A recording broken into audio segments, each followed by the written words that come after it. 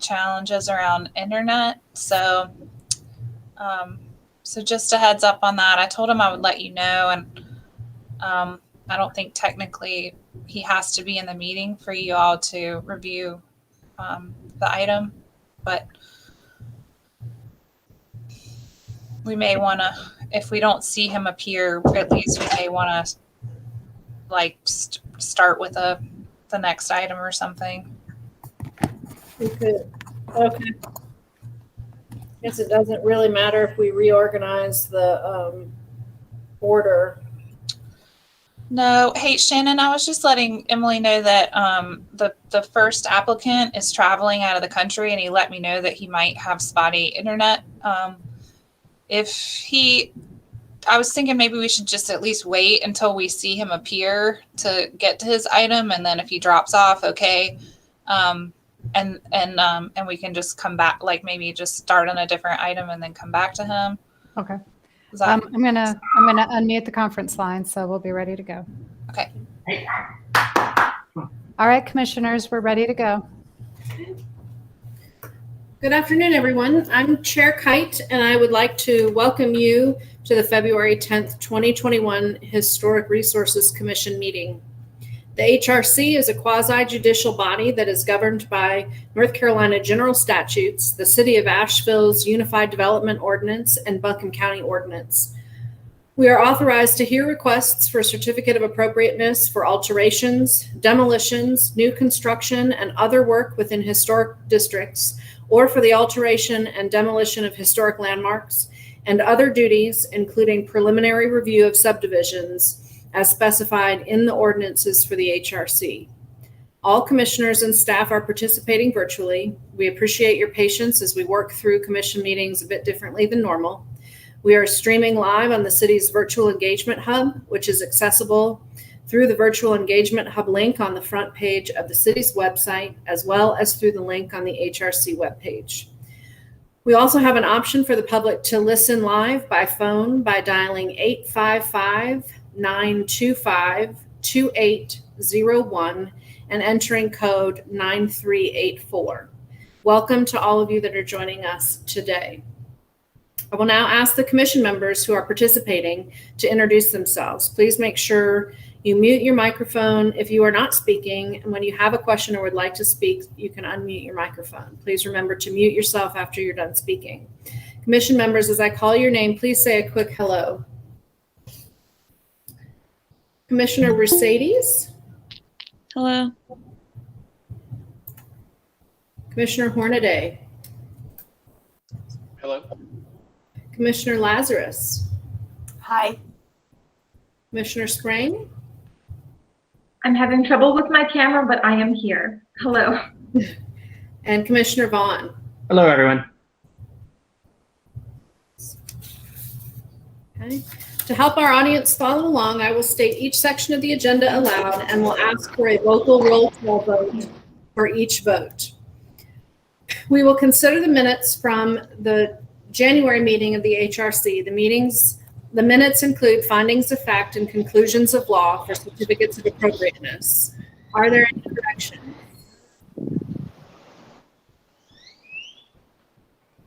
Okay, hearing none, do we have a motion? I move that we accept the minutes. And a second?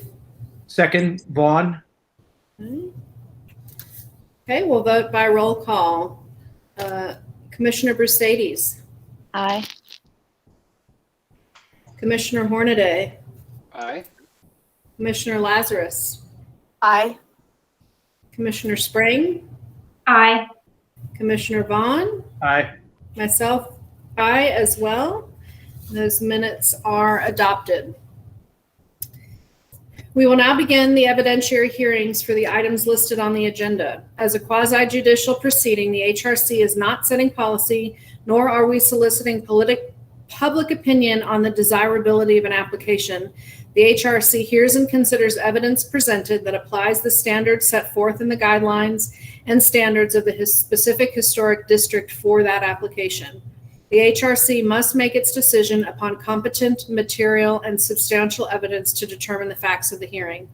The HRC will use judgment and discretion to apply the standards contained in the relevant guidelines to the facts. The commissioners, in voting for an item, will not have a fixed opinion that is not susceptible to change, will not have a conflict of interest, and will not have engaged in ex parte communication regarding the application. The rules for speaking. This meeting is open to the public, but participation is limited to interested parties who wish to provide comment or testimony regarding the proposal. If you will be speaking as a witness, please focus on the facts and how they relate to the relevant historic district standards and guidelines, not personal preference or opinion. Witnesses must swear or affirm their testimony. At this time, I will administer the oath for all individuals who intend to provide witness testimony. And it'll take me just a minute. I think we've got some folks have joined and maybe others further down in the agenda we will come back to. It looks like Aaron Zallen is here. Yes, thank you. Sorry for the delay. That's I okay. have a very spotty Wi-Fi, so I apologize in advance. Is Laurie Reese here yet? Nope, doesn't look like she's here yet. Okay. I see Rob Moody and Angela Welchel. Yes. Okay. What about Darcy Lane or David Gibson? Yes, we're both here. Okay. And Jerry Snow and Brenda Sconiers? They are not here yet. Okay, so we'll circle back to those before their applications are presented. Okay. Let me find my thing. Okay, I'm going to read the oath to all of you, and then I will call you each by name to affirm one at a time. So if you could all raise your right hand. Do you solemnly swear or affirm that the information you present during the hearing for a certificate of appropriateness before the Historic Resources Commission shall be the truth, the whole truth, and nothing but the truth? Alex, we'll start with you. I do. Okay. Aaron Zallen. Yeah, I do. Rob Moody. Yes, I do. Angela Welchel. I do. Darcy Lane.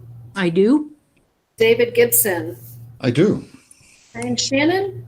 I do. Okay, I think that's caught everybody that's here so far.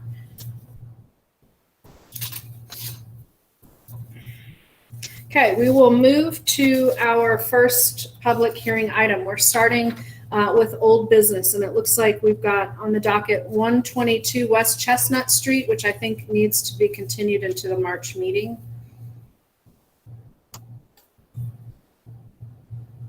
Alex, is that something we need a motion for? Yes, ma'am. Okay. Then I move that we continue 122 West Chestnut Street to the next meeting. I'll second. Okay. We will vote by roll call. Commissioner Mercedes, Aye. Commissioner Hornaday, Aye. Commissioner Lazarus, Aye. Commissioner Spring, Aye. Commissioner Vaughn, Aye. myself, aye as well. 122 West Chestnut Street's been continued to the March meeting. And we will move forward with 81 Cortland Avenue, which is the construction of a two-story, 2,765 square foot primary structure. And Alex, I'll let you start. Thank you, Chair Kite. My name is Alex Cole. I'm a preservation planner with the City of Asheville's Planning and Urban Design Department. As you all will recall, we reviewed this, the application for this new construction project at the last meeting. Most of the conversation during that meeting was centered around the site rather than the design of the structure itself, but I did include just kind of a slide for context to remind you all of the property that we're talking about. It is for a new single family house, and the site has some pretty challenging topography. So the majority of the time, obviously, last time we spent talking about how to navigate the parking on the site. And so a couple of the options that we discussed at the last meeting were trying to get the parking either as far off to the front right building corner as possible and narrowing the driveway width down to something that would be more consistent with a typical driveway, or looking at any option to move it to the other side of the house and take it down the side, even though we knew that that would require a substantial amount of work and a large retaining wall to, if that were even possible. So, so in your packet, there's the only change that they resubmitted the whole set of drawings, but the only change is the site plan that I'm presenting on the screen right now. As you can see, they did narrow the driveway width to 12 feet. So it's kind of slightly off to one side. It's about half in front of the house and half not. So I am not noting any concerns on my staff report because I feel like they have, done their best to try to minimize the parking as, per the feedback of the commission at the last meeting. The only thing I've noted is that we do need at some point the specifications for the mechanical unit, which obviously can come later after the hearing. So other than that, I'm not noting any concerns. And I'm supportive of approval of the project. Happy to answer any questions if you all have any.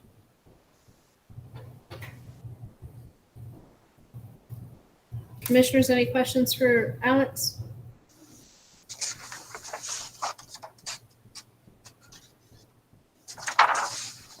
Okay, hearing none. Mr. Zallen, is there anything that you'd like us to hear before we have any other further conversation?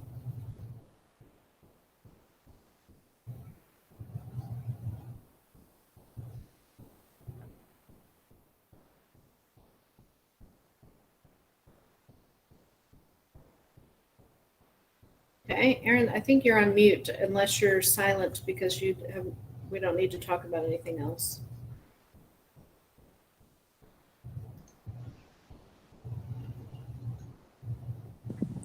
Sorry, did you address me, Alex? I'm sorry. Oh, My connection's terrible. I turned off my video. That's because fine. I thought it might improve it. What was the I- question? Could you repeat it, please? Sure. I wanted to see if there's anything else. Alex has given us a little bit of an update of where the changes to the project since the last meeting. And I wanted to see if there's anything else that you wanted to add to that before the commission discusses further. Okay. No, sure. I appreciate that. If it gets choppy or something, please ask me to repeat. And I apologize in advance. So we went back to the architect, Aaron Wilson, and we looked at, several options Alex had noted. The option to the far left wasn't particularly viable to try to get on the side because of the height of the retaining wall. And it would have required actually 2 retaining walls. So it would have required one on the upper boundary and a second on the lower boundary anyway. So sloping the land on the lower portion would have been difficult without putting a secondary retaining wall. A little more easy based upon the topography on the upper left side. And we endeavored to take a look at the original plan, as I said, minimize the width and push it as far as possible from the property line, which is 5 feet from the edge of the property line at the curb edge. And then as you see, it kind of moves its way closer right to the edge of the building envelope on the closest point to the house. So Alex is correct. It's actually a third about still in front of the house and 2/3 to the side. Okay. Commissioners, do we have any questions for the applicant? Okay. Thank you, Mr. Zallen. Commissioners, any other comments? Seeing a lot of head shaking, no. Okay. Are we ready for a motion?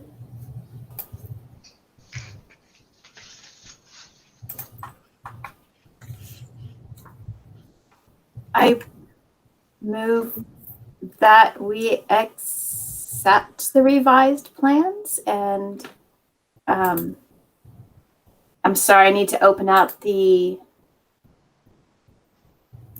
it's been a while since I've read a motion. I think, Gail, they're in the Google Drive. Yeah, I've got it. There you go. And Just a matter of like, excuse me, it's Janice.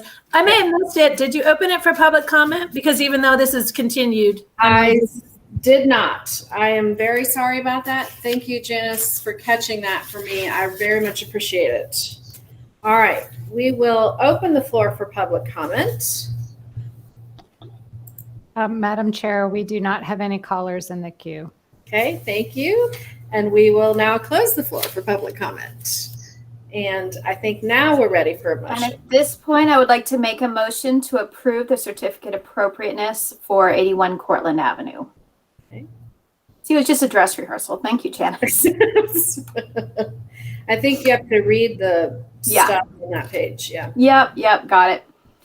Chairman, based upon the evidence presented to this commission, including Exhibit A, new construction worksheet and material specifications, 10 pages. Exhibit B, site plan, floor plans, and elevation drawings, 8 pages. Exhibit C, parcel map, received January 12th, 2021.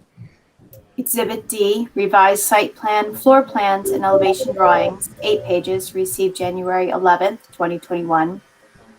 Exhibit E, revised new construction worksheet and material specifications, 11 pages, received January 11th, 2021. Exhibit F, retaining wall heights, received January 13th, 2021. Exhibit G, new construction worksheet with revised square footage and fixed window specifications, 2 pages, received January 13th, 2021.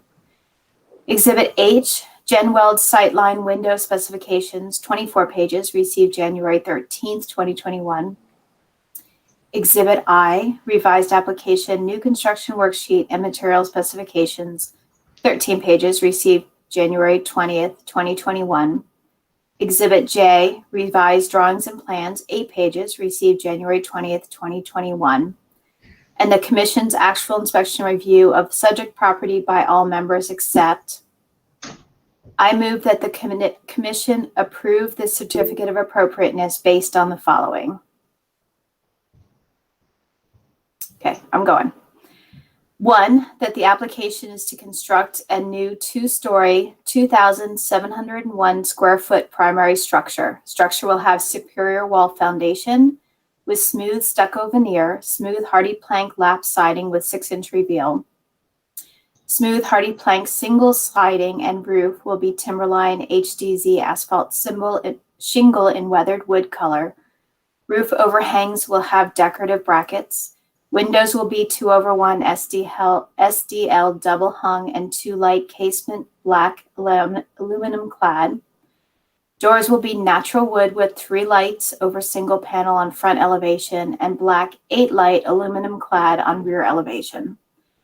Front door will be set within a 14-foot by 6-foot covered front porch with wood tongue and groove ceilings and wood post and railings with 2x2 square pickets placed 4 inches on center, 16 by 18-foot wood deck with wood railings. Matching front porch will be constructed on rear elevation. 1 2-foot tall by 22-foot long concrete retaining wall will be constructed immediately adjacent to the driveway. An additional more plus or minus 6.5-foot tall by 24-foot long concrete retaining wall will be extended from the southwestern building corner to the street. A 12-foot wide concrete driveway will extend from the street to southwestern corner of the building. A 4-foot wide by 29-foot concrete walkway will extend from the front porch, entry porch to street. 1 mechanical unit will be installed at the rear elevation. Foundation plantings will be installed. Ground cover must be established within 15 days of completion of construction, and the remainder of the landscaping must be installed within 3 years. If archaeological resources are discovered during site work, work will cease until city staff have been notified and have inspected the site. All work will be in accordance with attached drawings and plans. All permits, variances, or approvals as required by law must be obtained before work may commence.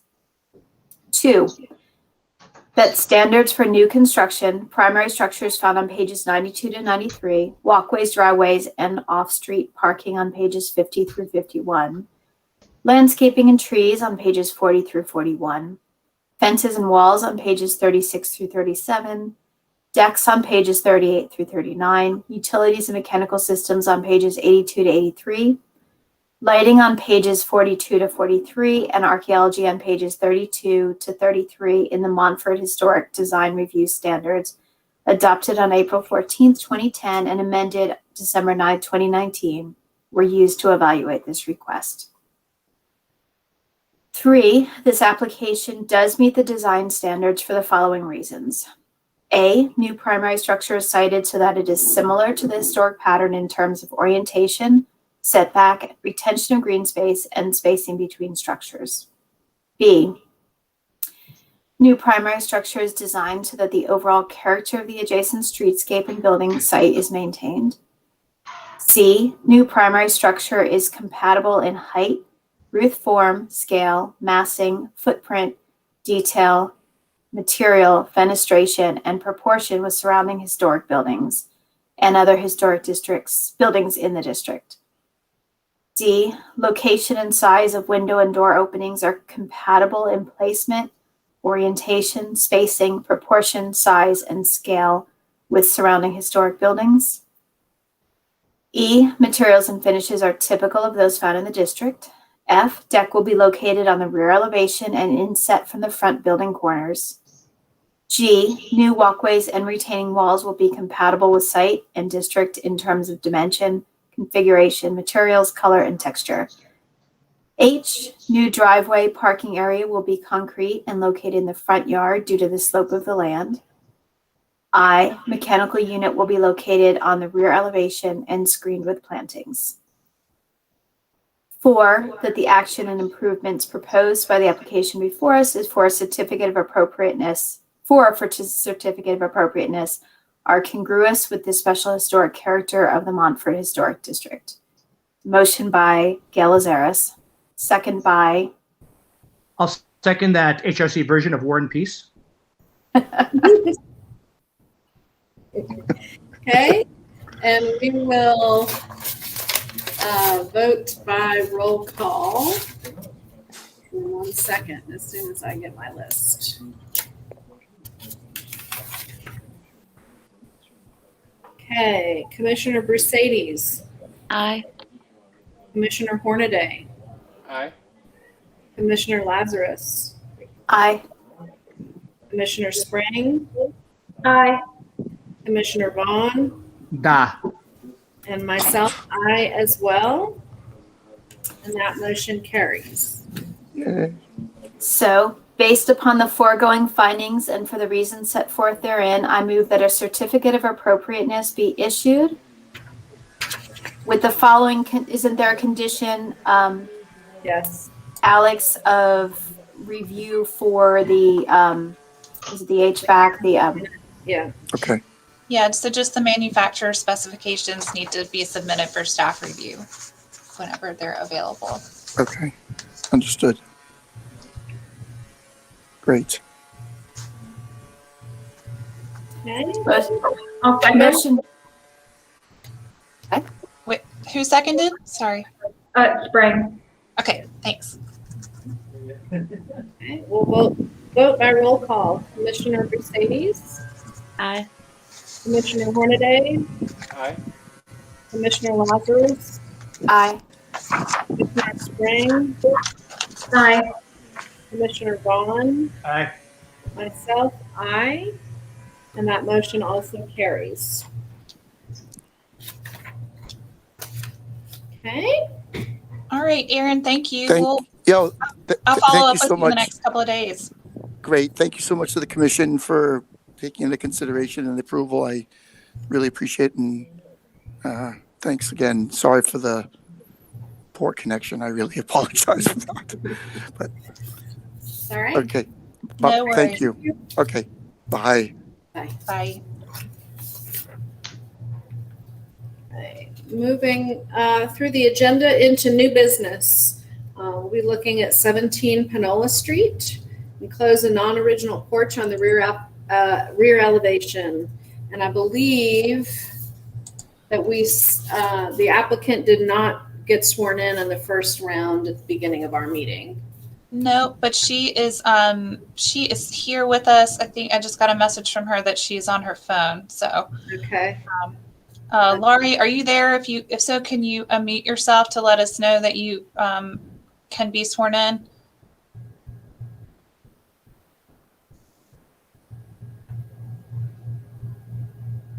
I forget how you unmute on if you call in. Is it *6 or something like that?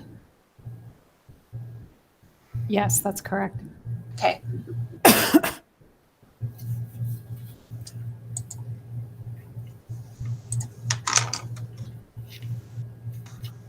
Sorry, I'm just messaging with her right now, Chair Kite. Give me just a sec. Mm-hmm.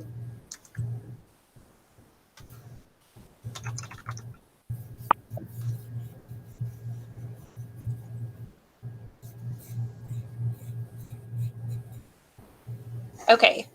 I think your microphone is green now. Laurie, can you hear us?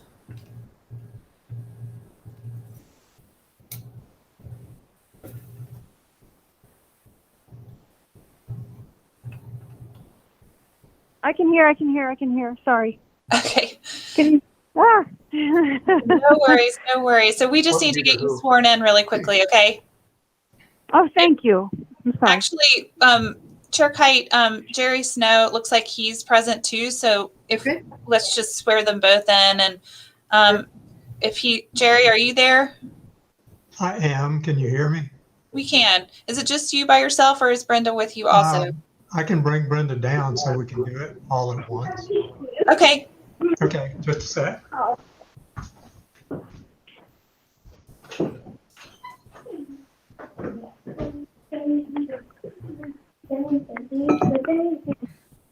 Should I mute again so you're not hearing background noise? It's okay. Okay.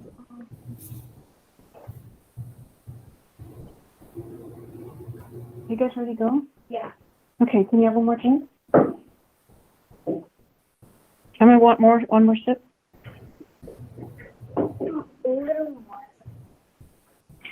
What? No. Okay. Well, no, stop. Okay. I'm gonna mute.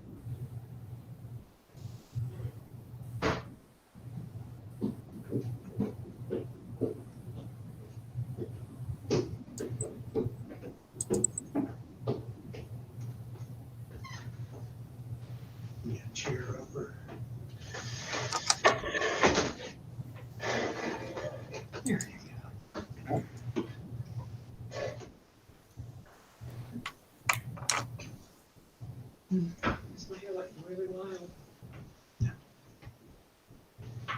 We're here, Alex. Okay, great. All right, Laurie, Jerry, and Brenda, I'm going to read the oath. If you can all raise your right hand, and then I'll call each of you individually by name to affirm once we've read through the oath, okay? Okay, thank you.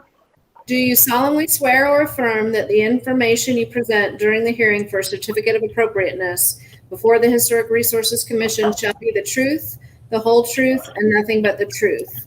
Laurie? I do. Okay, Jerry? I swear. And Brenda? I swear. Okay. And Alex, I guess we'll turn it over to you. Good. Talk about 17 Panola Street.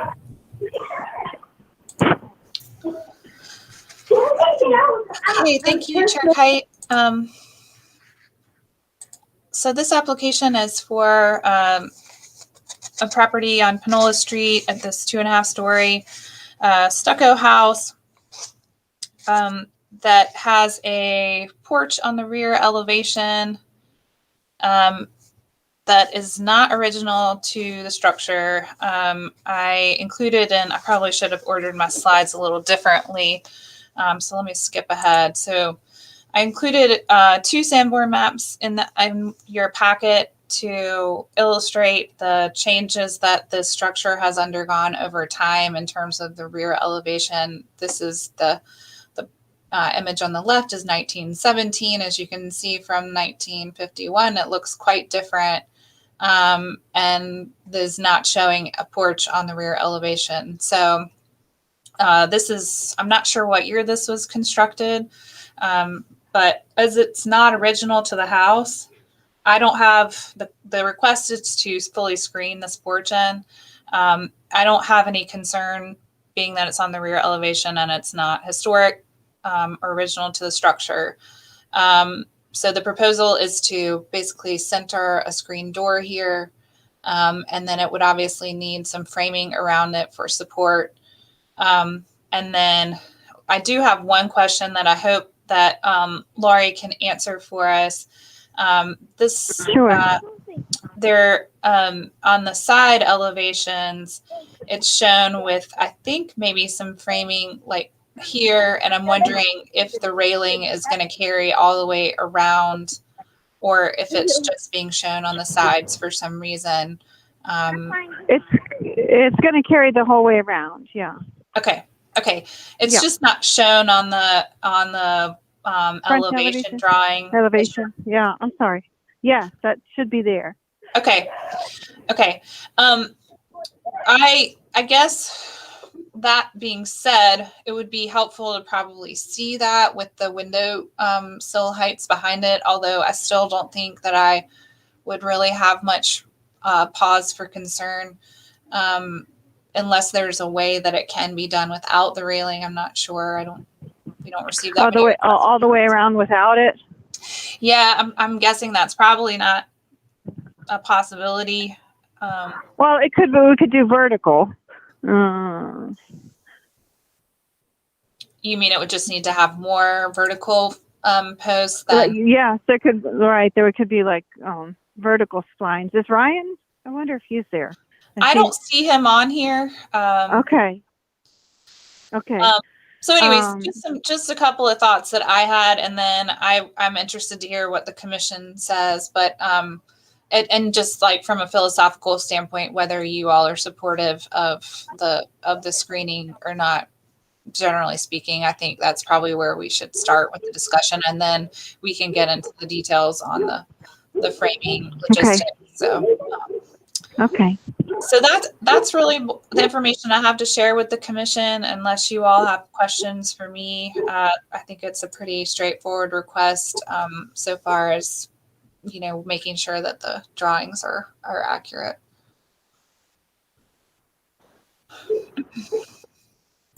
Okay. Commissioners, any questions for Alex?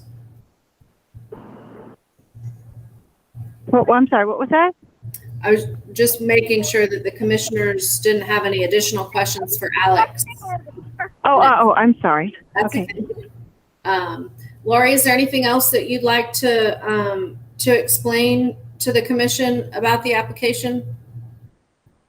No, I think you did it well. Yeah.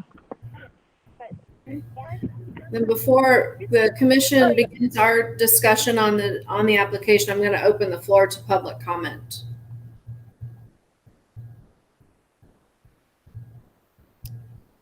Sorry, Madam Chair, give me 1 second.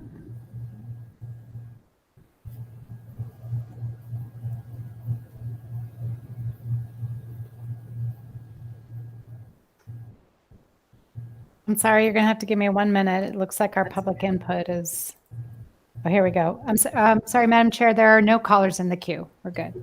Thank you. We will close the floor for public comment, and I'm going to give commissioners an opportunity to ask any questions or provide any comments and feedback.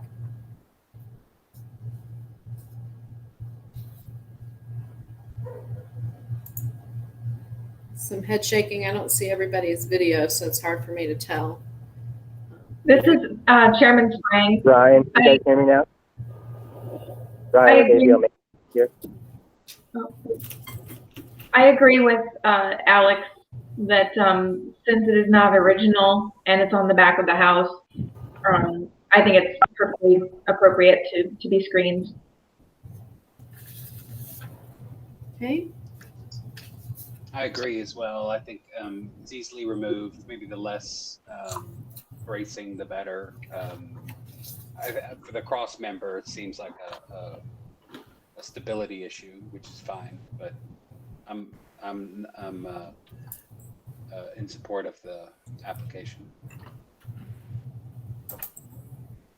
Okay, it sounds like we may be ready for a motion. Thank you. Well, in that case, I move that we approve the certificate of appropriateness for 17 Panola Street. Chairman, based on the evidence presented to the commission, including Exhibit A, application project description, 2 pages. Exhibit B, Sanborn Fire Insurance Maps, 2 pages. Exhibit C, photographs of the subject property, 5 pages, received February 6, 2021. Exhibit D, elevation drawings, 4 pages, received February 6, 2021. And the commission's actual inspection review of subject property by all members except. I move that this commission approve the certificate of appropriateness based on the following. 1, that the application is to enclose non-original porch on rear elevation with screening. New wood framing will be added between existing porch posts. New screen door will be centered between existing posts.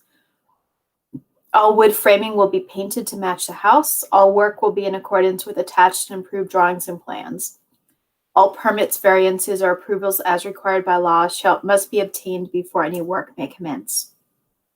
2, that the standards for porches, entrances, and balconies found on page 72 to 73 of the Montford Historic District Design Standards adopted April 14th, 2010, and amended December 11th, 2019 were used to evaluate this request. 3, this application does meet the design guidelines for the following reasons. A, existing porch is located on the rear elevation and is not original or historic. B, enclosure of the porch will not obscure any character defining features. 4, that the action and improvements proposed in the application before us for a certificate of appropriateness are congruous with the special historic character of the Montford Historic District. So is there a second?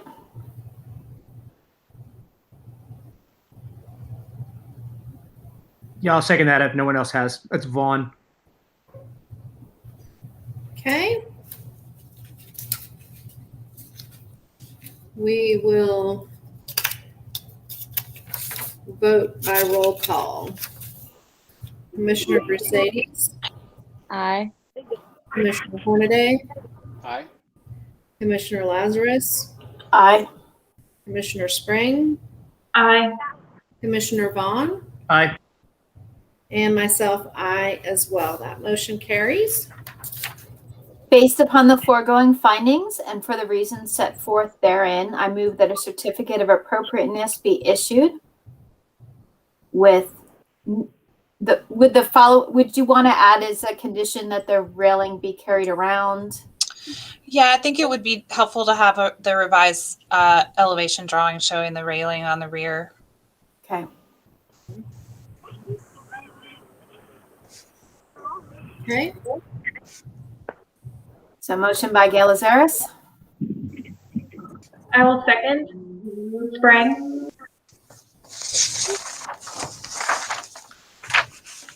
Okay, we'll vote by roll call again. Commissioner Mercedes? Aye. Commissioner Hornaday? Aye. Commissioner Lazarus? Aye. Commissioner Spring? Aye. Commissioner Vaughn? Aye. Myself, aye as well. That motion also carries. Thanks, Yay. Lori. We'll follow up with you in the Thank next you. few days. It's my birthday today. That was a great birthday present. Thank you so much. Well, happy birthday, All right, we'll and talk to thanks you for soon. joining us. Thank you. All right. All right. Bye. Talk to you soon. Bye. Okay, bye. Okay. The next item on the agenda is 303 Cumberland Avenue, which is to install new garage doors within existing openings on accessory structure and install a new pedestrian door on the north elevation, extend the existing stone retaining wall and gravel driveway. Thank you, Chair Kite. So I've added a couple of photos here in the presentation of the primary structure, just to give you some context. This house is down on Cumberland Avenue, kind of near Montford Park, faces Montford Park. It's a pretty big lot, so you can, sorry, you can't really see the accessory structure beyond the house very well. You can a little bit. It's kind of, there's the grade slopes up, upward, so you can see it kind of back behind the house, but it's pretty small. It is a historic structure. It is missing its garage doors, as you can see from the photos. So the proposal is to add obviously garage doors to the front elevation and those openings, and then to add a new pedestrian door opening on the left side of the house, of the building. These are the images of the door specs. So it would just be a wood single light pedestrian door, and then this is the proposed design for the carriage house doors. They're also proposing to do some minor things for the accessory structure, including just repair and replacement as needed of some of the shake siding that's damaged or missing. And then the site work involves, there's currently a kind of a mashup of different wall, either material and or states of deterioration on the site. There's a stacked stone wall going along the driveway, and so their plan is to repair that wall as needed and then continue that wall a length of this distance along the side of the driveway to the front corner of the accessory structure. And then the driveway is currently concrete, but then peters out into kind of like just grass and dirt here in front of the accessory structure. So they're just going to pave a new parking pad there. So I don't have any concerns about this request either. I feel like it's also a pretty straightforward one, but happy to answer questions if the commissioners have any. Is there going to be concrete poured inside the garage? Yes. Should probably add that to the request then. I didn't realize that was in here, so. Are there any other stabilization of the garage structure, like that middle pier or any of that, or is it pretty much fine? I can respond to that. There will be we'll know more after the old slab that's in there is it's broken up and collapsed in a couple of places. It's got dips in the floor, so we're going to pull that out, and then we can we'll dig around that small pier in between the doors to see if it's if it has a footing. We probed and determined that there is probably about an 8 to 12 inch footing that comes out either side of the wall.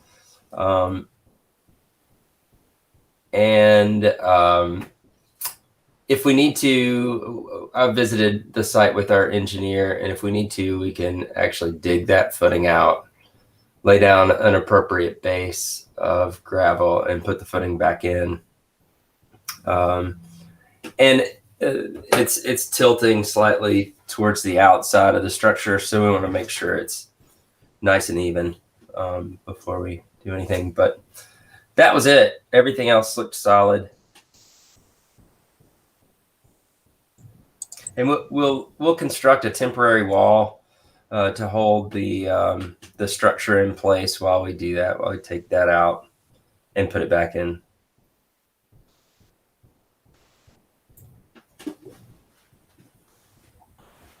Rob, is there anything else you'd like to clarify before we open the floor to public comment? Yes, I will clarify that the style of door will match the pedestrian door.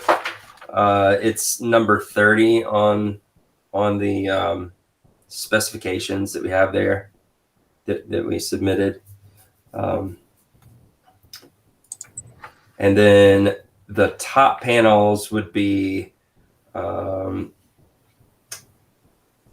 glass, and each door would have 8 panes. So they would go across just eight vertical sections. They're made to look like 2 doors, so each simulated door would have 4 vertical sections, and her windows in the main house are 4/1. We've done a lot of work on the main house as well inside, and so it would be nice to match that number. So it's like the Madison option for single row. Just so I understand, Rob, the 40 on the options does not show any vertical divisions. Is that just something that doesn't show in this type of like where the options are and then you choose that later? Window designs, let's see, what are you looking at there? You're talking about the carriage house doors, right? Not the pedestrian door, or my Correct. Okay. Yeah, it's number 30, and then the windows are the Madison style. We looked at 2 companies, Haas and CHI. They have pretty much identical options for wood overlay doors. And so if you're looking at Haas, it's number 921 plain and glazed 4 pane windows. Okay, and you said there are 4 lights, right, in each door? Yep. Okay, I just want to make sure because I wrote the request differently, so I'm just going to correct it. So if that helps, it's these. That does help. Thank you. Yeah, you got it. And here's the door. Okay. So it's really for a single door, it's 8 lights, right?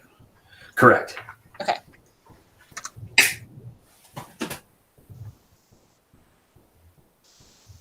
Commissioners, are there other questions for the applicant? Okay, I'm going to open the floor for public comment.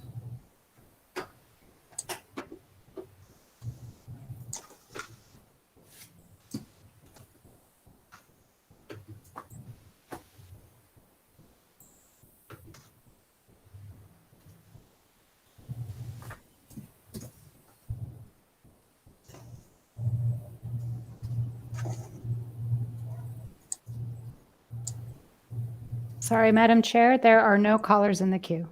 Okay, thank you. We'll close the floor for public comment. Commissioners, do you have other questions or discussion?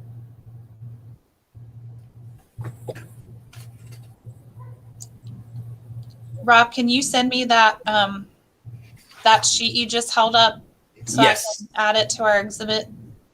Absolutely. Thank you. Alex, I had a question that I missed there a second. So the retaining wall is going up the left side of the driveway is going to match the right side? Is that... The retaining wall is on the right side of the driveway, and it's going to be, I guess, is it kind of like peter out, Rob, and then just I'll let you explain. Yeah, sure. If you're looking up the driveway, the retaining wall to the left stops around the house. And then once you get to the top of the driveway at the garage, there's another retaining wall on the right. We're not sure exactly where the lot line is in there, but we have a surveyor coming out to mark that, and we'll be in the appropriate area. The one on the right will stop before, down the driveway towards the street. The one on the left starts. So they won't really overlap. What's that? It goes from the garage 40 feet. Yeah, from the garage, there's probably 20 feet of existing rock wall.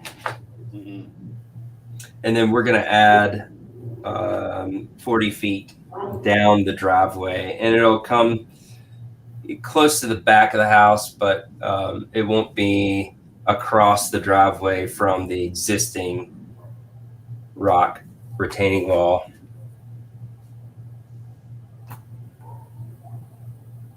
But it's all rock. That's not a pour.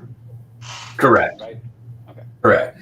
Yeah, it will be a dry stack with a drain behind it, and probably some landscaping fabric, geotextile.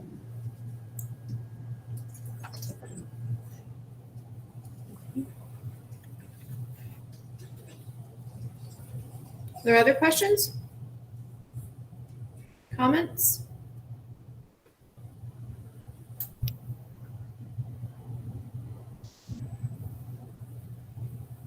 We're ready for a motion? All right. Chair Kite, based upon the evidence presented to this commission, including Exhibit A, application photographs and plans, 14 pages. Exhibit B, revised carriage house door specifications and the commissioner's actual inspection review of subject property by all members except. I move that this commission approve the certificate of appropriateness based on the following. 1, that the application is to modify existing carriage house, including repair, replacement as needed to existing wood shake siding. Any new materials will match existing in dimension, material, texture, and color. Install 2 new 8-light over wood panel garage doors in existing openings. Install 1 new single light over wood panel pedestrian door in new opening on north elevation. Wood trim to match existing in dimension and color. Replace existing concrete slab. And that's the existing concrete slab within the garage carriage house. So we got it. Repair, replace as needed existing footers. Site work, including repair of existing stone retaining wall. Extending existing retaining wall by 40 feet, terminating at the end of driveway. And extending existing concrete driveway to front elevation of carriage house. All work will be in accordance. Does that capture everything? Just going to pause for a second, Alex. Yes. Okay, cool. Okay. All work will be in accordance with attached and approved drawings and plans. All permits, variances, or approvals as required by law must be obtained before work may commence. 2, that the standards for carriage house, garages, and accessory structures found on pages 34 through 35, windows and doors on pages 84 to 85, fences and walls on pages 36 to 37, and walkways, driveways, and off-street parking on pages 50 through 51 of the Montford Historic District's design standards, adopted April 14th, 2010, and amended December 11th, 2019, were used to evaluate this request. 3, this application does meet the design guidelines for the following reasons. A, wood shake siding will be retained, preserved, and repaired. Any deteriorated siding will be replaced with new wood shake siding, matching existing in material, texture, dimension, and color. B, new garage doors will be wood and compatible with the original opening and the historic character of the building. C, new pedestrian door will be wood, compatible with the overall design of the building and located on a non-character defining elevation. D, existing retaining wall is being retained, preserved, and repaired. New section of wall will match existing in material and design. E, new section of driveway will be concrete and located in the rear yard. 4, that the action and improvements proposed by the application before us for a certificate of appropriate are congruous with the special historic character of the Montford Historic District. Motion by Commissioner Lazaris. Second. Second, Vaughn. Second by Commissioner Sprague. Okay, we'll vote by roll call. Commissioner Brusades? Aye. Commissioner Hornaday? Aye. Commissioner Lazarus? Aye. Commissioner Spring? Aye. Commissioner Vaughn? Aye. Myself, aye as well. That motion carries. Based upon the foregoing findings and for the reasons set forth therein, I move that a certificate of appropriateness be issued. With, do we have any conditions? Alex, don't it's like in your report, you've asked for some clarifications. Did you get those that you wanted around the retaining wall? I did. Sorry, I didn't mention that, but yes, I did. Thank you. Okay. Motion by Commissioner Lazarus. Motion seconded, Commissioner Spring. We vote again by roll call. Commissioner Brusades? Aye. Commissioner Hornaday? Aye. Commissioner Lazarus? Aye. Commissioner Spring? Aye. Commissioner Vaughn? Aye. Myself, aye as well. That motion also carries. Thank you very much. Thank you. Thanks, Rob. I'll follow up with you in the next couple of days. Okay, I'll send over those garage door specs now. Okay, thank you. Thanks. Take care. You too.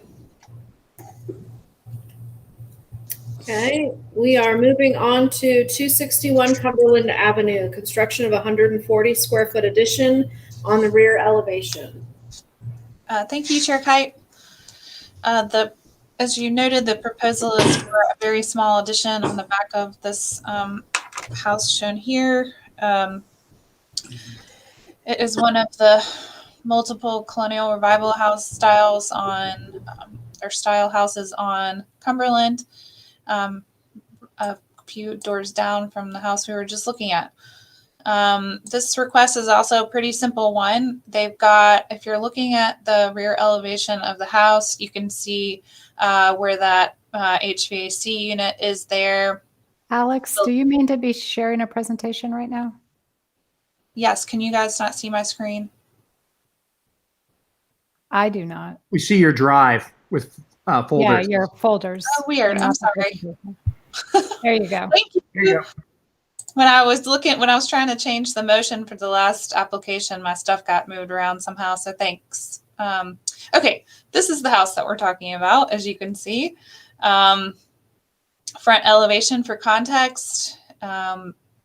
This is looking at the rear elevation. If you were facing the back of the house on the left-hand side, there's a little sleeping porch off to the side here, and the proposed addition will go in this little kind of nook where the mechanical unit is. So here's a site plan for context.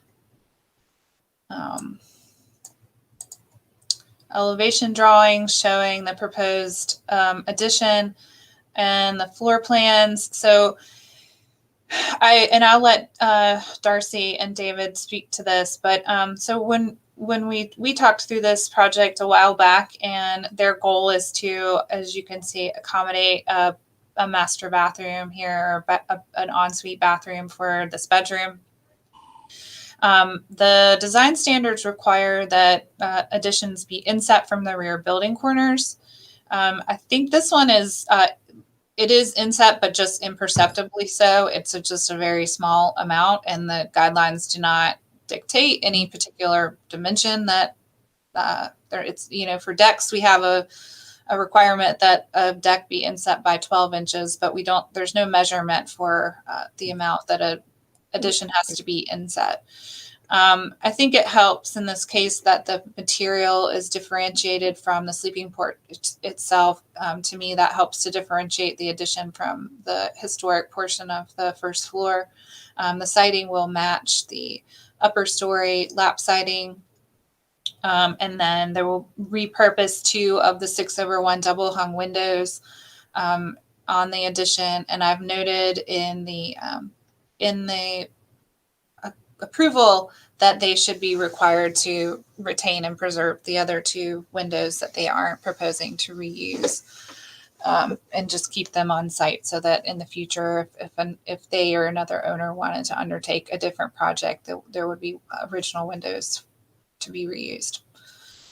So it's very small. It's only 140 square feet. They'll then just relocate the mechanical unit to be on the rear wall of this, and so that will be still in compliance with the design standards as well. The only thing I noted in my staff report that I reached out to Darcy and David about today was just that we need the manufacturer specifications for the membrane roofing material, which they don't have yet. So we can certainly just make that a condition that they get that to us when it's available, and staff can approve that. So that's all the information that I really have to share with you all, but happy to answer questions. Is it 1 window left over, Alex, or 2? It's 2 windows. In the photo here, there's the gang of 3. So 2 of these will be reused, and then 1 will be left over there, and then the smaller one on the inside wall will be left over. Thank you. Mm-hmm. Okay. Other questions for Alex? Darcy or David, do either of you have anything to add or clarify? We're happy to clarify, but I think Alex has described things accurately. So like I said, if you have any questions or want more information, we will be happy to answer anything we can. Okay. Commissioners, any questions for the applicant? Okay, I'm going to open the floor for public comment.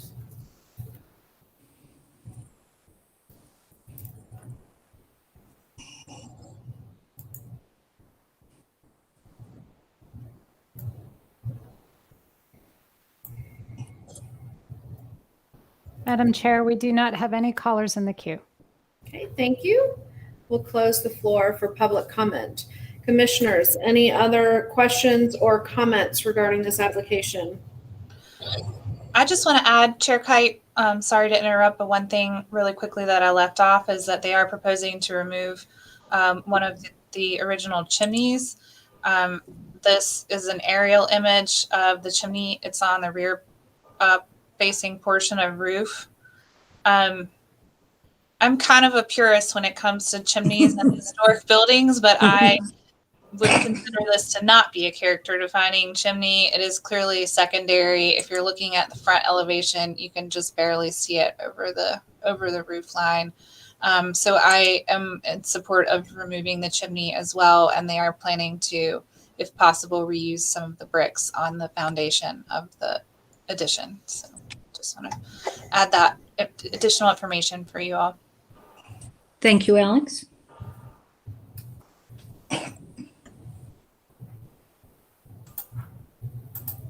Commissioners, other questions or comments?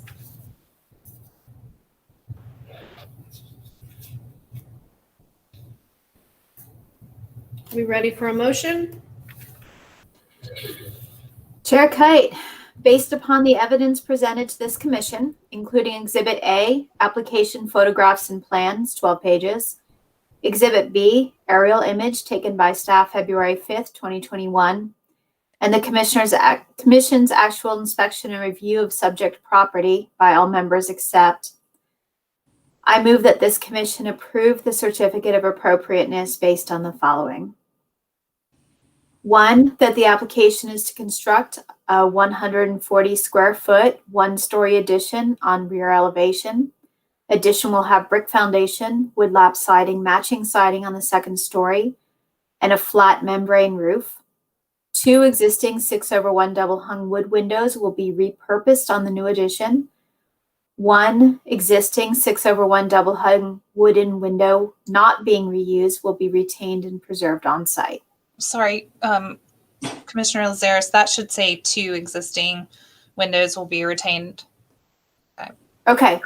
2 existing 6/1 double hung windows not being reused will be retained and preserved on site.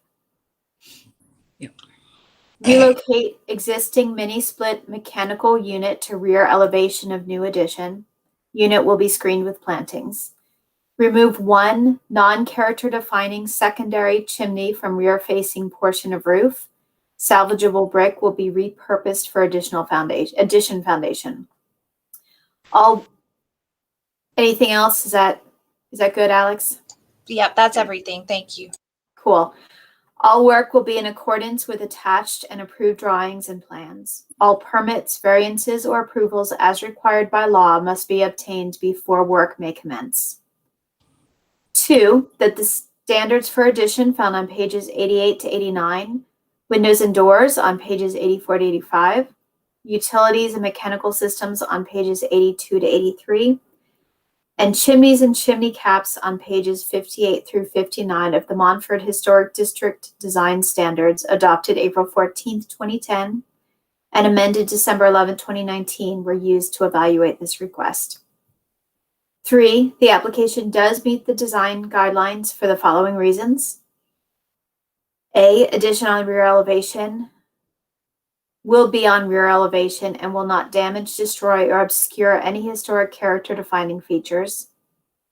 B, addition will be inset from rear building corner and will be compatible with the existing building in height, massing, and roof form. C, scale and size of the addition will not substantially impact the existing house or overpower the site. D, 2 existing original wood hung windows are being reused on the addition. 2 windows not being reused will be retained and preserved on site. E, mechanical unit will be located adjacent to the rear elevation. F, chimney being removed is not a character defining feature for the house. 4, that the action improvements proposed in the application before us for a certificate of appropriateness are congruous with the special historic character of the Montford Historic District. Motion by Commissioner Lazarus. Second? Motion seconded by Commissioner Spring. She beat me to it. Okay, we will vote by roll call.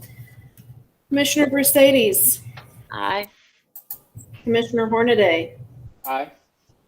Commissioner Lazarus, Aye. Commissioner Spring, Aye. Commissioner Vaughn, Aye. Myself, aye as well. That motion carries. Based upon the foregoing findings and for the reasons set forth herein, I move that a certificate of appropriateness be issued with the following condition: that the applicant provide manufacturer specifications for the roofing material. Got it. And that is the only condition, correct? Yes. Okay.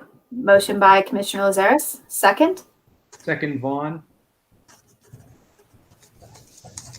We'd like to thank you all very much for all your work, and Alex. We haven't voted all your yet. help. We haven't voted yet. I appreciate that, Mrs. Gibson. Oh, never mind. I'm going to hold that.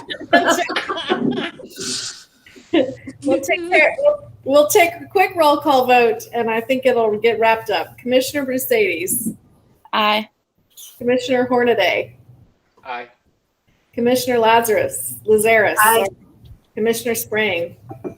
Aye. Commissioner Vaughn. Enthusiastically, aye. Myself as well, aye. And now the motion carries. Now, thank you all very much for all your work and consideration. We are really excited and look forward to our new addition.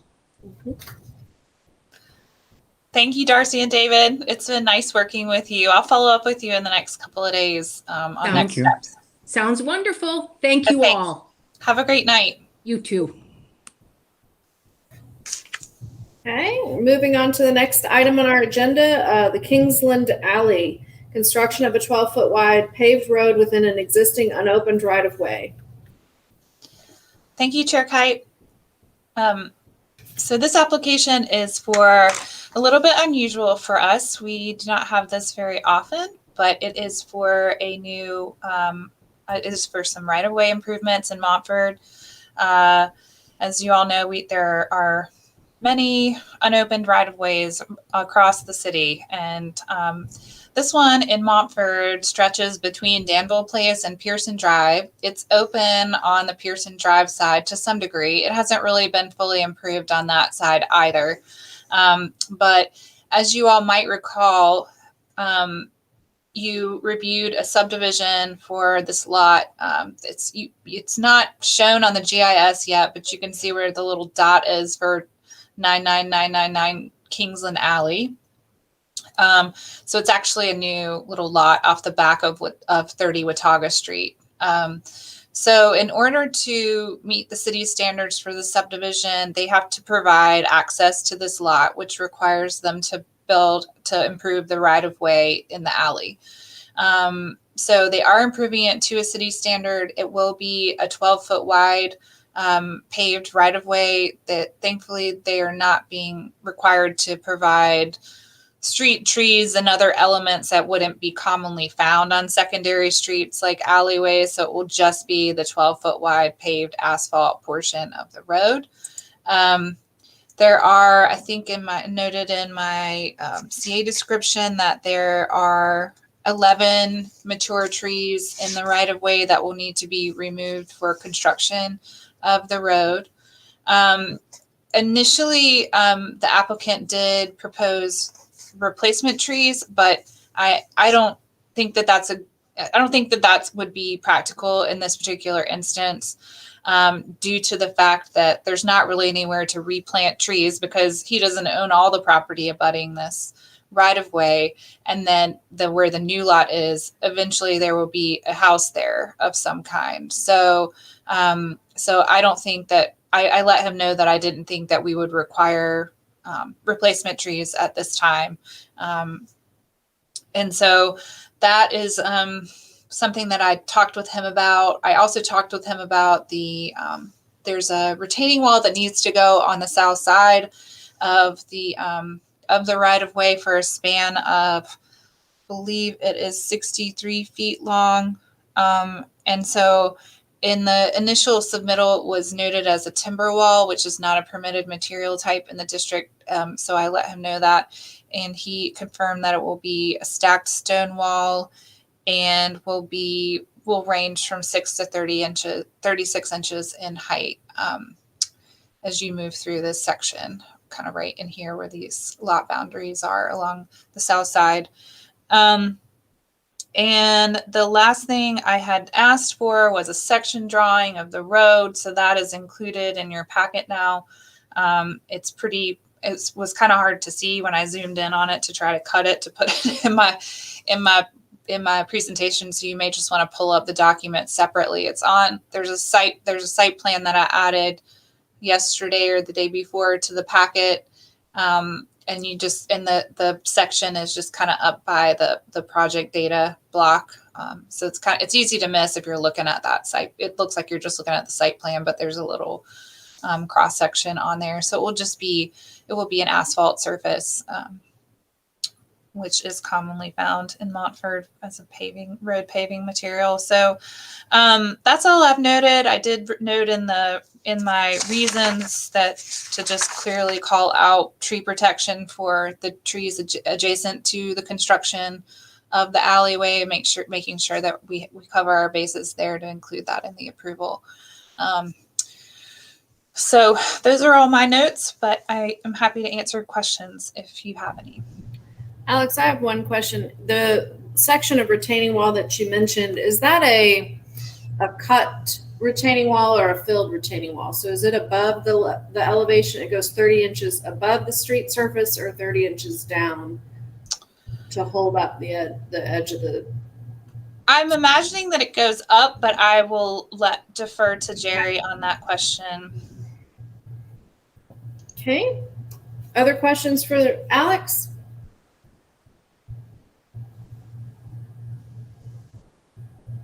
Okay. Jerry or Brenda, is there anything else that you would like for the commissioners to hear? Well, we appreciate you adding us on to the end of your meeting today.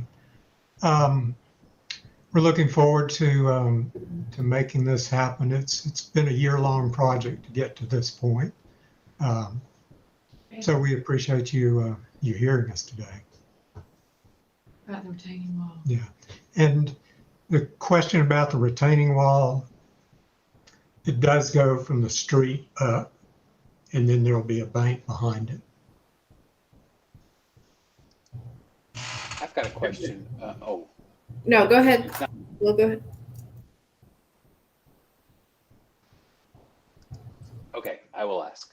There's a 12-inch maple and a 10-inch walnut tree up against that retaining wall that I assume is going to be above grade now. Is that correct? That's correct. And that's in another neighbor's yard. That is correct. So what is the height of the retaining wall at the maple on the west side and the walnut on the east side? Yeah, let me see if I can see. Roughly. It doesn't have to be. Let's see. See if I can blow my plan up, have some open as well. Let's see, I believe it's this one. Yeah, the walnuts will be, appears to be about 5 feet off the back of the retaining wall. And the maple is right on the property line. It appears to be about 3 feet or so off that retaining wall. The grade raising up from where that maple is now to what that you're carving back a little bit. What is that going to live? Are those trees living? Are they going to survive your neighbor's trees? I think the walnut, it really depends on exactly where they're positioned on that property line, but I think the walnut really won't be impacted at all. We will be cutting back close to that maple though. Presumably on the south side of the retaining wall, the grade in that neighbor's property would change. Well, not beyond the property line. They're carving down, I think, Down, to make correct. the road. And then, so you're having the wall and then 2 trees up here. That's correct. But certainly the root structure would be exposed on the north side of that wall for probably both of those trees. That's possible, especially for the maple. Those trees are sitting pretty far up. But I would say there will be some impact. I mean, in general, I would say that replacing all of those trees doesn't feel practical at this time, especially since, but those 2 trees might be of the biggest concern for me in terms of making sure the neighbor is whole at the end of this with regards to the, if those trees don't make it. I agree. And we would like to, I'm sure it would be an agreement between the neighbors and I. We would like to add some trees back where we're losing so many there. And they would be on the neighbor's property. And presumably when you develop your parcel in the future, there would be landscaping requirements and an opportunity to add back some of that as well. True.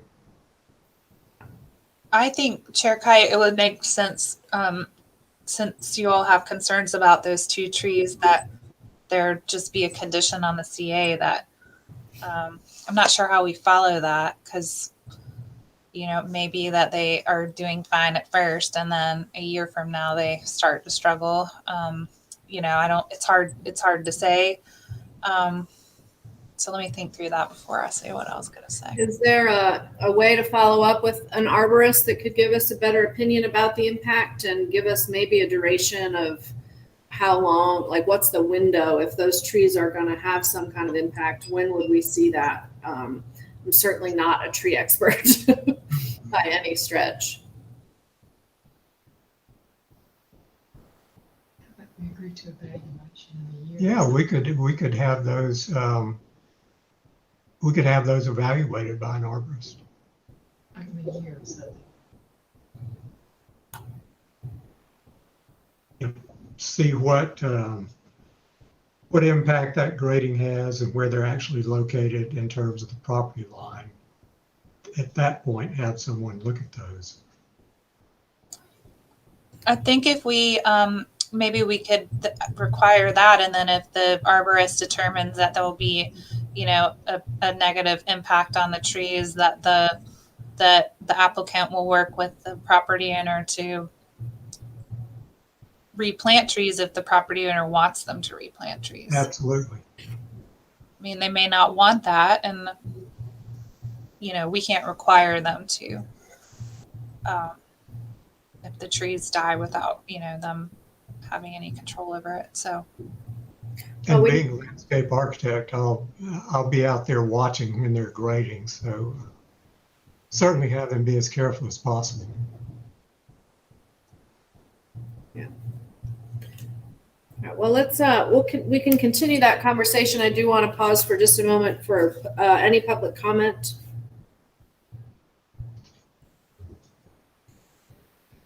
Madam Chair, we do not have any callers in the queue. Okay, and we will close for public comment. We can continue our conversation about the trees and certainly open the floor to any other commissioners with comments or questions.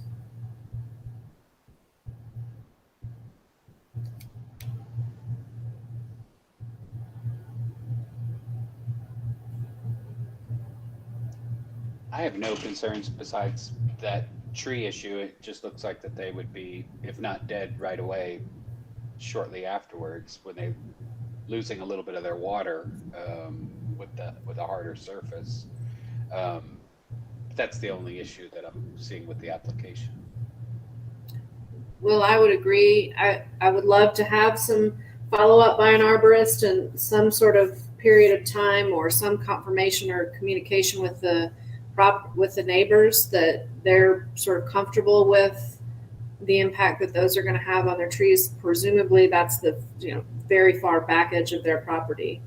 So it may not be of much importance to them, but I think some kind of stipulation that is a condition of the application to follow up on that would be helpful for me.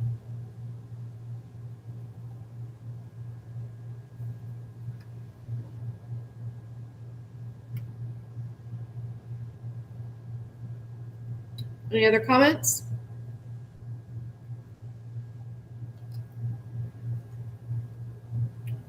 We ready for a motion? You're muted, Gail. I will get out of mute. Chair Kite, based upon the evidence presented to this commission, including Exhibit A, application and plan, 7 pages. Exhibit B, GIS map, added by staff February 5th, 2021. Exhibit C, section drawing, received February 28th, 2021. Exhibit D, site plan showing wall heights, received February 8th, 2021. And the commission's actual inspection and review of subject property by all members except. I move that this commission approve the certificate of appropriateness based on the following. 1, that the application is to construct new 12-foot wide paved road with an existing unopened right-of-way. New road will be paved with asphalt and will extend from Danville Place to the western property boundary of the new lot subdivided from 30 Watauga Street, PIN 96399452237. Construct 6 36-inch tall by 63-foot long stacked stone retaining wall on southern edge of the right-of-way. 1 utility pole will be relocated from right-of-way to north of paved area. Remove 11 mature trees, 6 inches or greater DBH to construct road. All work will be in accordance with attached and approved drawings and plans. All permits, variances, or approvals as required by law must be obtained before work may commence. 2, that the standards for sidewalks, streets, public infrastructure found on pages 46 to 47, fences and walls on pages 36 to 37, and landscaping and trees on pages 40 through 41 of the Montford Historic District Design Standards, adopted April 14th, 2010, and amended December 11, 2019, were used to evaluate this request. 3, this application does meet the design guidelines for the following reasons. A, new infrastructure features are compatible with the historic district in terms of design, material, and scale. B, retaining wall will be constructed of stone and will be sited in a location that is compatible with walls to historic properties in the district. C, mature trees are being removed to accommodate the new road. D, adequate protection for mature trees 6 inches or greater DBH will be provided for trees immediately adjacent to the construction area. 4, that the action and improvements proposed in the application before us for a certificate of appropriateness are congruous with the special historic character of the Montford Historic District. Motion by Commissioner Lazarus. Second.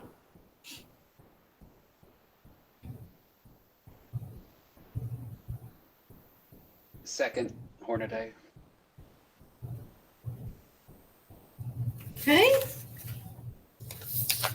We will vote by roll call. Commissioner Brusades? Aye.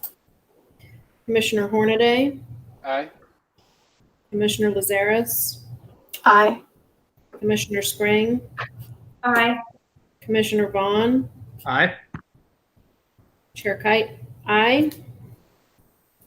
That motion carries.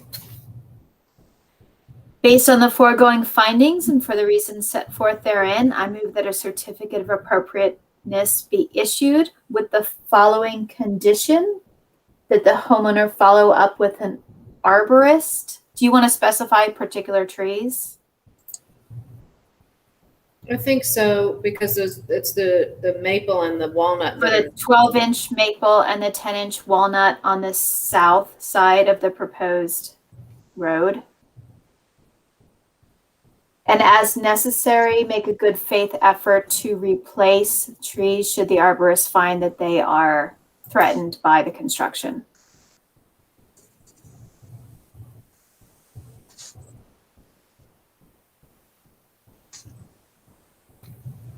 Motion by Commissioner Lazarus. Second. Seconded by Commissioner Spring.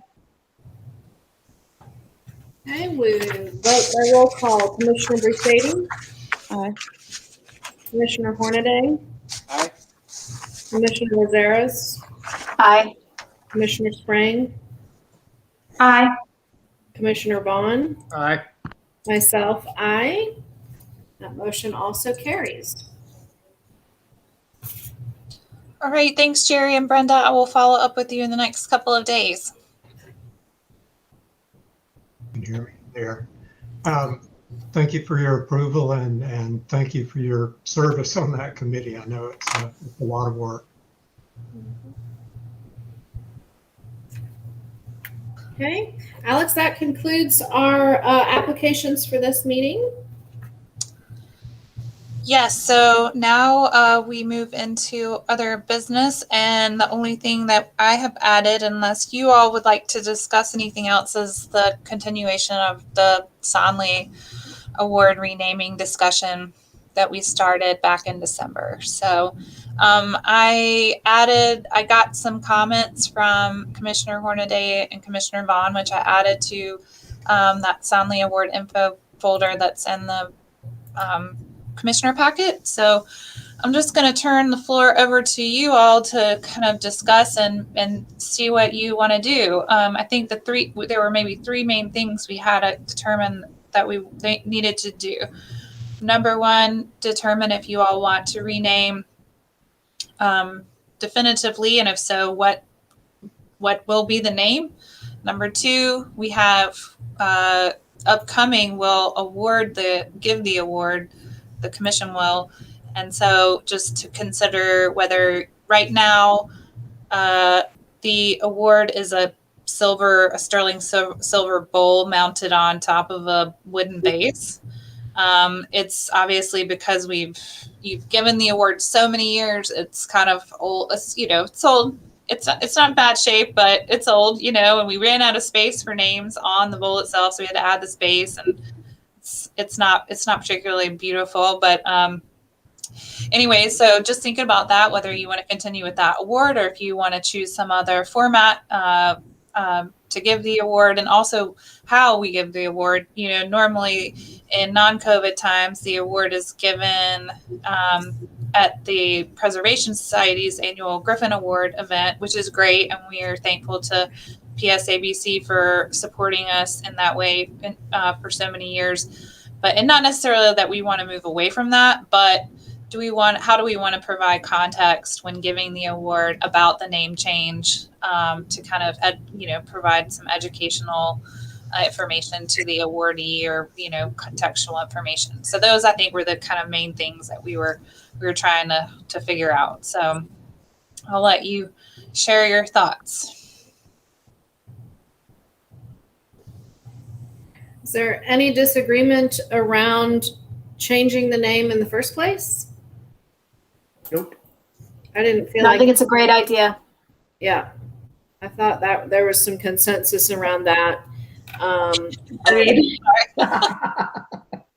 is why my camera was off. I'm sorry. We all need comic relief, Emily. Thank you for providing.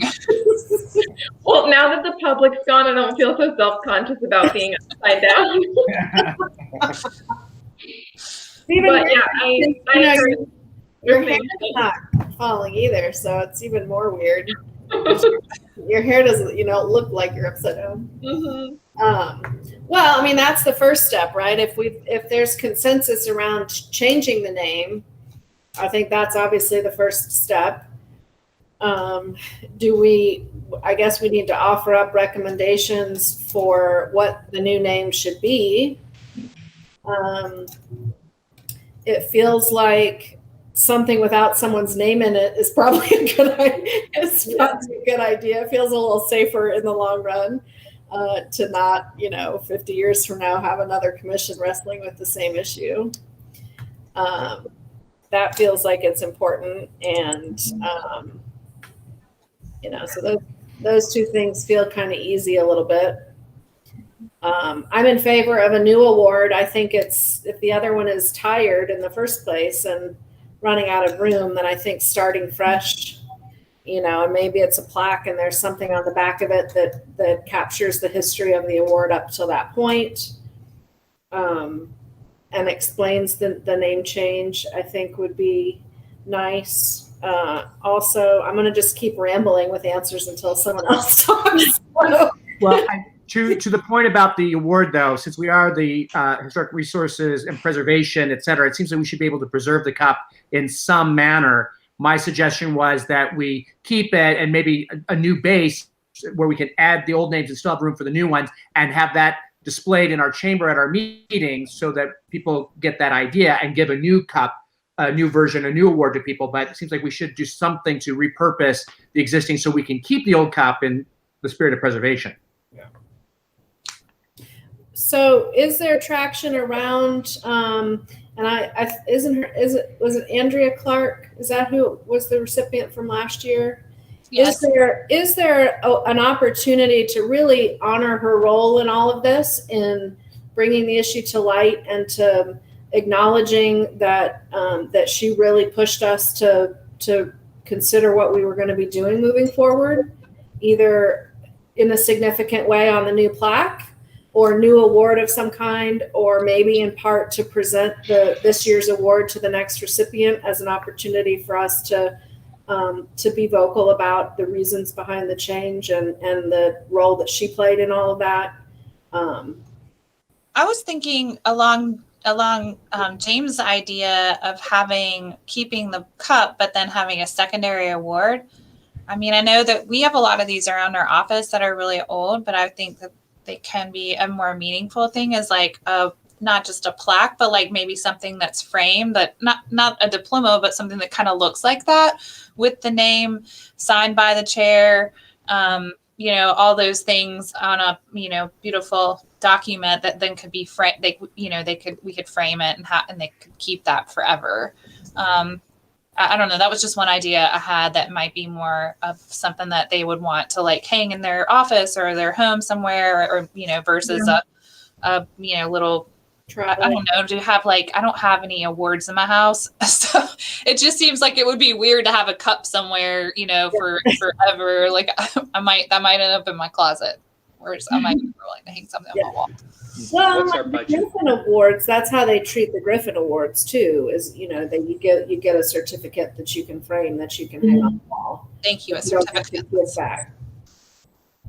Yeah, Or maybe I think since that's a this good idea. is sort of a lifetime achievement award, it's sort of one of those ribbony things with a circle thing. Medallion. There's probably a different name for that. Medallion. Medallion.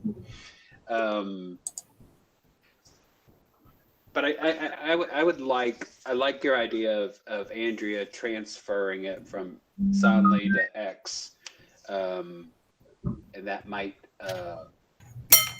happen in a city council sort of Zoom meeting as much as a X award Zoom meeting. Maybe a bigger audience.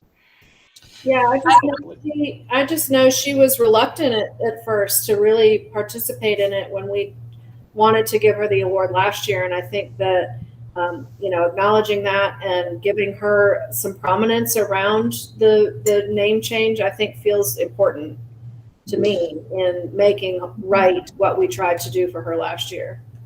I wonder if there's some way to capture that in a short document. I mean, much like we have got the overview, maybe condensing that a little bit and then putting it into context with saying, here we are now in this time, and this was who, I don't know, you don't want to say like made aware, brought this up, but just to give like a factual chain of events of what happened, and then a little bit of history of like the originator and why he's no longer named after him. Because I think having that, not losing that narrative is kind of important. And if it's something that's like a one-pager thing that could be emailed with the award or printed on the back of the certificate, something that kind of keeps the story rolling with it and memorializes the unveiling or the bringing into light this history of injustice around it. So anyway, that was a thought. I'm sorry, I didn't mean to interrupt you, Gail. I think I said what I needed to say. Okay. I was just gonna say, I wonder if we can give Andrea a new award this year, like do two, like get one for the new person, whoever's awarded to this person, and then get one of the certificates for Andrea.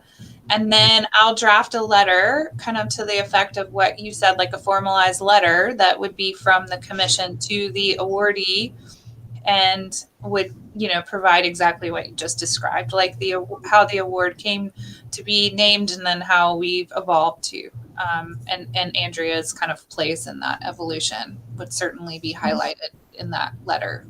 And that could be something we could give as a, formal thing every year with the award. Does that seem like a good idea to you guys? Mm-hmm. Yeah. I like it. She'd like that a lot. I had an idea about a potential name for the award. Since the award is supposed to be about someone giving, to the preservation community, giving in some way, getting the spirit of that. I think that potentially a good name could be like the Heart of Preservation Award, because it instead of an old guy's name, it kind of gives a little bit of light to the reason behind the award. I'll go ahead and reiterate my pitch for Historic Resources Champion, because that is the description within the award, is people who have been champions for historic preservation and have excited other people. Not opposed to Heart by any means, but HRC, Historic Resources Champion, also reflects the HRC, Historic Resources Commission. So it's the HRC award. But, it's also not a hill I would die on. So,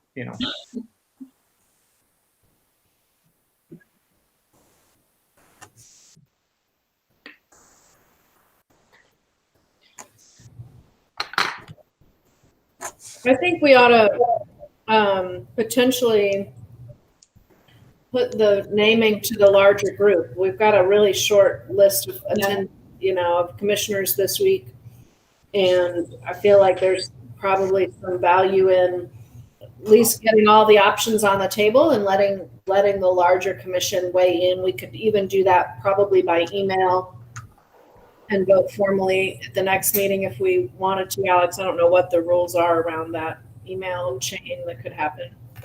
Could we do that, Janice, since it's not, I mean, if I just send out an email with like a list of, oh, she just left the meeting. Maybe, why don't we just create, she probably was just trying to unmute herself. That happens to me. She's skittish. If we just form a short list today, and then I can float it out to the group ahead of the next meeting, and then we can ask for a vote. Is that? And if any of the commissioners that aren't here today want to weigh in with another contribution to consider in the next week or so, I just want everybody to get a chance to weigh in on that. Yeah, I understand. That was definitely one of my concerns coming into this conversation today. So I'll just send out an email with the short list and say if they have anything to add to just let me know. And then we'll have that list for consideration next month. A quick point of order. What's our deadlines though on things? When do we have to have, because we got picking people and voting on people and we have to work backwards. So are we going to still have plenty of time to do that? Yes, we will, because if we're getting a certificate made, I think we'll have plenty of time to do that. Okay.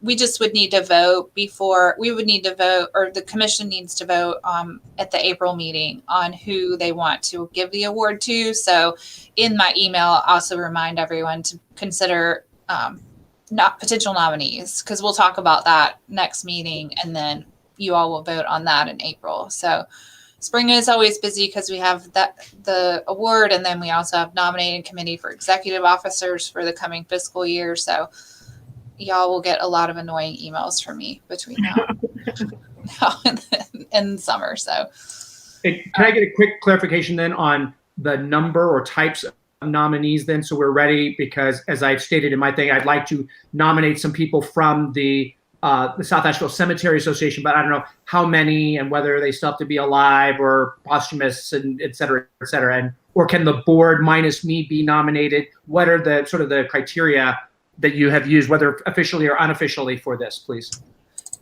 So there is a document just for the description, but if you look, it's kind of historically been either one person or two people who have gotten the award together. We don't have any restrictions. So really, it's up to you all. If you want to give the award to a group, you can do that. There's nothing, this is just kind of our thing. We can do with it what we want. So, so if you think that there's you want to nominate the whole group that's been working on the cemetery, or you want to honor someone posthumously, that is totally fine too. Like, there's no sky's the limit. We can make it up as we go along. So.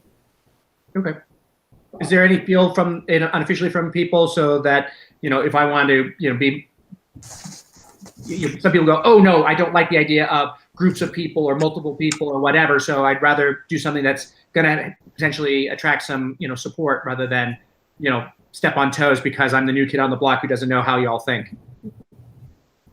My only thought is that a live person would be better, a person or group, rather than posthumously. Yeah. I would echo that statement.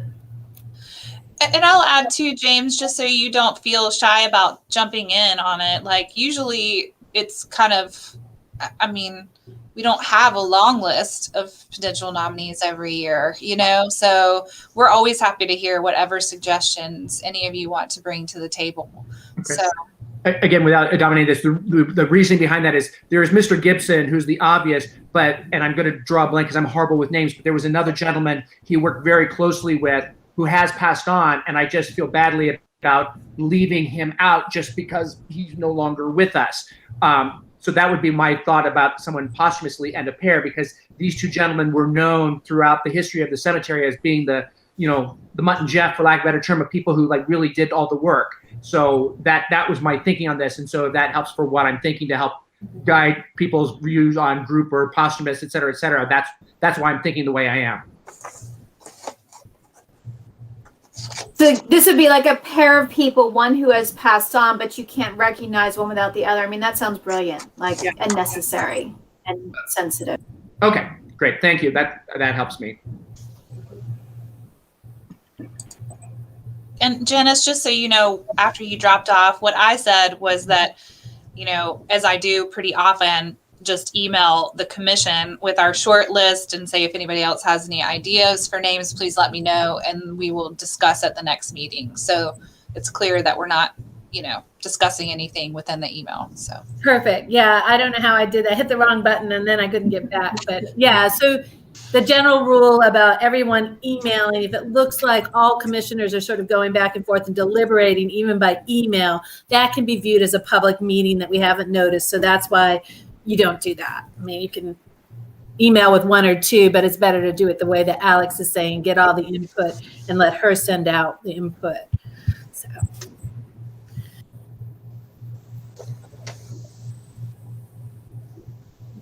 So any other thoughts on the short list of names?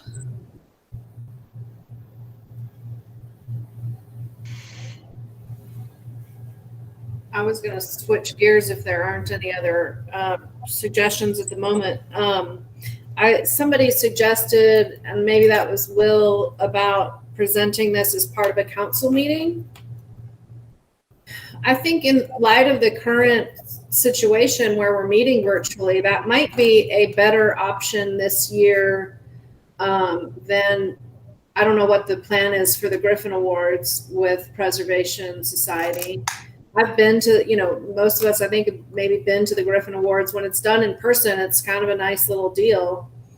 But you know, especially if Andrea's willing to participate and be involved in the transition from the Sonley to something else, it feels like maybe a council meeting would be, maybe give us the, you know, good exposure in terms of the people present.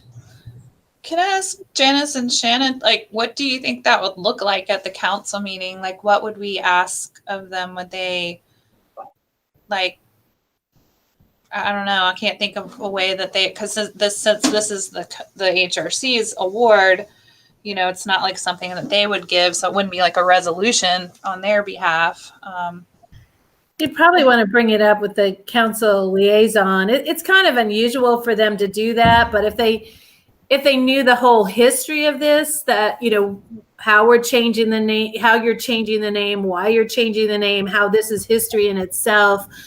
And if Ms. Clark's willing to participate, it might be something a council member wants to decide that council should be the one giving the award. But and Shannon, you've seen it longer than me, but it's kind of unusual protocol for the HRC to say, we'd like to have council present this award. But if you had a liaison that understood that and promoted that, I think you could do it that way.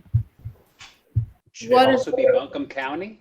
Or is it, if, I see what you're saying, that it shouldn't be the city council, or it's a little chunky, but. Well, and you're right, it's a joint city-county commission, so then I guess the county could say, well, why didn't you have us, you know, do it? Or, you know, same thing with them. It wouldn't, you would want whoever the liaison at the county is to say. Is there a historic resources month or something like that? Like, could we do a proclamation? Yeah, in May. And I was going to say, what if we did some press around this too? I mean, I'll certainly loop in Gwen Whistler, our council liaison, but I can also ask our communications staff to help us do a press release that could include like a version of the letter that we are going to, you know, give to the awardee so that the context is explained to everyone who chooses to read the press release. Does that sound like a good plan?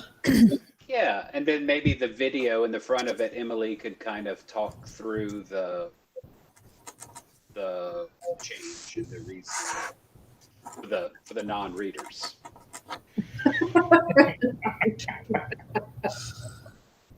I think there is something where the HRC board, aren't you supposed to do an annual presentation to the city council? I thought that was, I don't know that we ever have, but I thought that was in your rules and About procedure. to give one, we're about to give one to the county if I can ever review the slideshow Alex put together.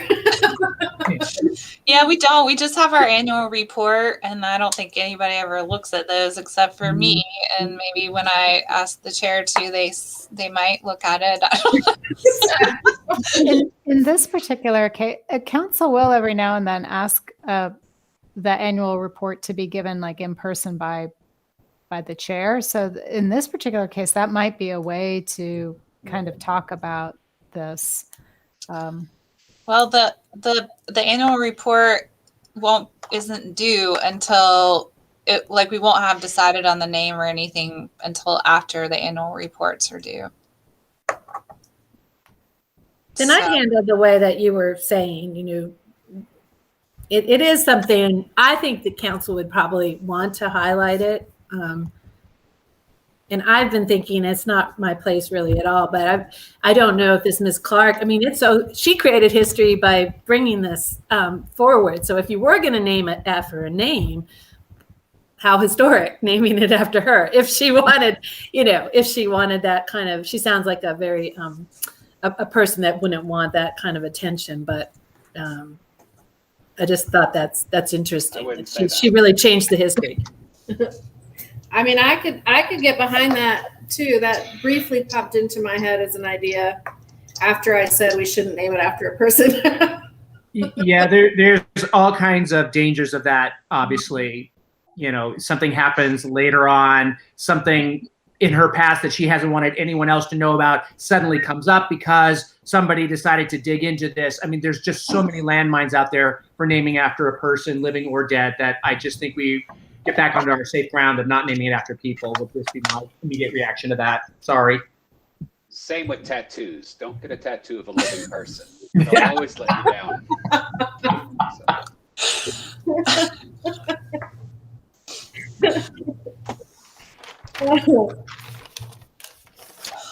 Well, Will, do you think that you'll plan to do another video this year? I can help you do a video. Yeah. Okay. James or whoever it becomes. Yeah, I can help with that.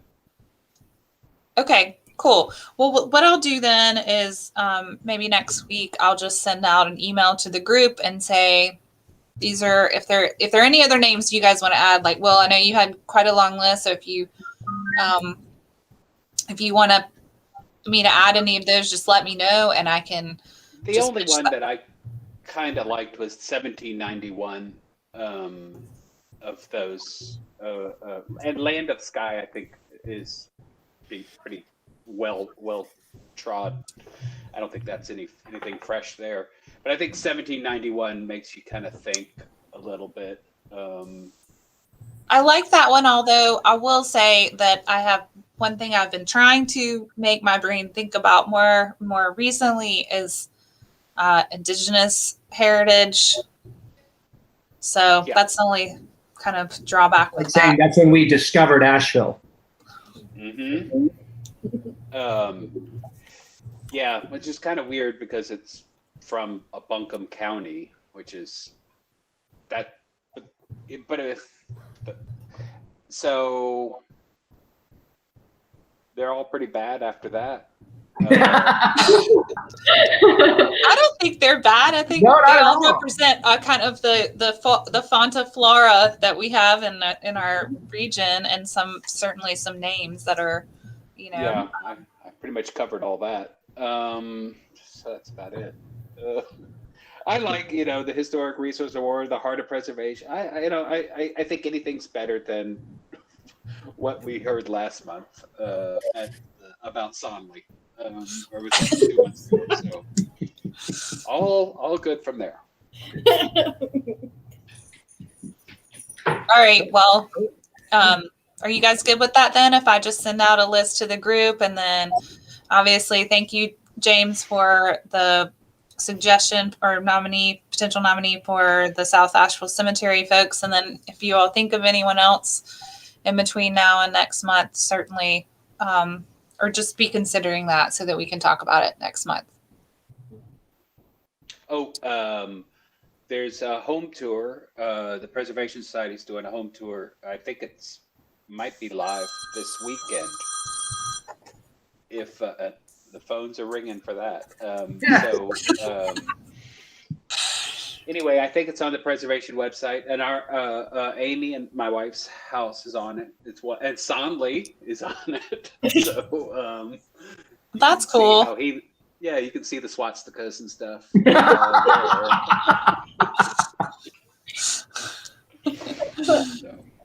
Oh, good to know. Thank you, Will. All right, y'all. What else? I have one very brief thing. Gail, I am extending you the biggest of apologies because I'm pretty sure for 6 straight months I've pronounced your last name incorrectly. So It is, I appreciate you saying that, but it is fine. For 6 months, I didn't let you know. So, whatever. It's no big deal. Well, I learned it today and I still made a mistake today, but I'm terribly, that's one of my biggest fears is that I'm going to, all of a sudden I don't know how to pronounce someone's last name and I have to say it in front of everyone. So I'm terribly sorry for having pronounced it incorrectly for, going on 6 months or so now. So I do apologize. I'm saying here, I'll probably get it right like matter. 1 out of 10 times. So. Yeah. All right. I don't have anything else. Good job clearing the docket today. Yeah. Yes. Yeah, those moved quick. All righty. Next month. I don't think we're as lucky next month, are we, Alex? No. Nope, not looking that way. But somehow it usually shakes out to be a little more reasonable than the tentative agenda looks when I first start to draft it. So hopefully we'll continue that in that direction. But yeah, I'll keep y'all posted. But it could be a longer meeting for sure. So thanks everybody. Guess we just need a motion to adjourn. So moved. Second. All right. Hope everybody has a great evening. Thanks. All right, Thank you. Bye, everybody. Bye.